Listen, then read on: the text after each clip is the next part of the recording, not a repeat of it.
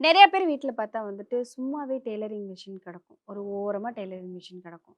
சில பேர் அத கத்துக்கிறேன்னு ஒரு ஆர்வத்துல வாங்கி போட்டு, அத யூஸ் பண்ணாமலே வச்சிருப்பாங்க. வீட்ல டெய்லரிங் மிஷின் இருக்கிறது நல்லதா? கெட்டதா?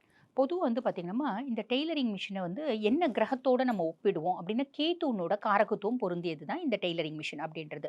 அப்ப நெறைய பேருக்கு இன்றைய காலகட்டத்தில அது வாழ்வாதாரமா இருக்கு. கணவனை இழந்தவங்க, குடும்பத்தில பிரச்சனை இருக்கவங்க, எல்லாமே நல்லா இருக்குங்க. எனக்கு பெரிய வசதி இருக்கு. எனக்கு போர் அடிக்குது. நான் வந்து டெய்லரிங்ல வந்து பார்த்தீங்கன்னா, டிசைன் போடுறேன். அப்டின்லாம் இருக்கிற மாரி நெறைய பேருக்கு இருக்கு. ஆனா உண்மை என்ன? யார் ஒருத்தருக்கு டெய்லரிங் மேல ஈர்ப்பு வருதோ, அவங்க சுய ஜாதகத்தில பார்க்கணும். கேது ஏதோ ஒரு விதத்தில வந்து பார்த்தீங்கன்னா, அவங்களுக்கு அந்த ஈர்ப்ப கொண்டு வருவான் ஓகே, அப்டின்றது அர்த்தம். ஓகே. சுய ஜாதகத்துல கேத்து தான் அத வந்து நம்மளுக்கு வந்து பார்த்தீங்கன்னா, அந்த இன்டென்ஸ் டிசையர கொண்டு வரான். அதிகப்படியான டெய்லரிங் மிஷினு, டெய்லரிங் அப்படின்ற ஒரு ஆர்வத்த கொண்டு வரான் அப்படின்னு சொல்லலாம். கேத்து சுய ஜாதகத்துல ரொம்ப கெட்டு போயிருந்தாலும் டெய்லரிங் மிஷின் வாங்கணும்னு தோணும். நல்லா இருந்தாலும் வாங்கணும்னு தோணும். புரியுதுங்களா? அப்ப இந்த குடும்பத்துல வந்து பார்த்தீங்கன்னா, பொதுவா சுக்கிரனோட காரகத்துவம் தான் இருக்கணும். கேதுனோட காரகத்துவம் ம். இருக்கக்கூடாது. கேத்து வந்து பார்த்தீங்கன்னா, ஞான கிரகம். விட்டேத்தியான ஒரு எண்ணம். தன்னை தானே சுருங்கிக் கொள்ளுதல். தாமரை இலையில தண்ணி மாரி வாழறது. எனக்கு வந்து குடும்ப வாழ்க்கை இல்ல. எனக்கு சந்நியாச வாழ்க்கை. இப்படி நெறைய எண்ணங்கள குடுக்கக்கூடியவ.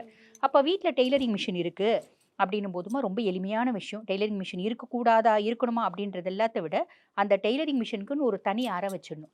ஓ! இல்லன்னா ஒரு திரையாவது வைக்கணும். தனியா வச்சிரணும். தனியா வைக்கணும். மொத்தமா அப்படி வீட்டுக்குள்ள வைக்கக்கூடாது. வைக்கக்கூடாது. ஒரு ஓகே. திரையாவது வச்சிடணும். அதே மாரி அந்த டெய்லரிங் மிஷின் மேல ஒரு விநாயகரனோட படத்த வச்சிடணும். ம். விநாயகரனோட படத்த வச்சுட்டு, நீ கும்பிட்டுட்டு நீ உன்னோட தொழில செய். பொதுவா தொழில் டெய்லரிங் தொழிலா இருந்தா வீட்ட விட்டு வெளிய தான் செய்யணும். இல்லைங்க எங்களுக்கு வசதி கம்மி. தாராளமா வீட்டுக்குள்ள போய் ஒரு திரை போட்டுக்கோ.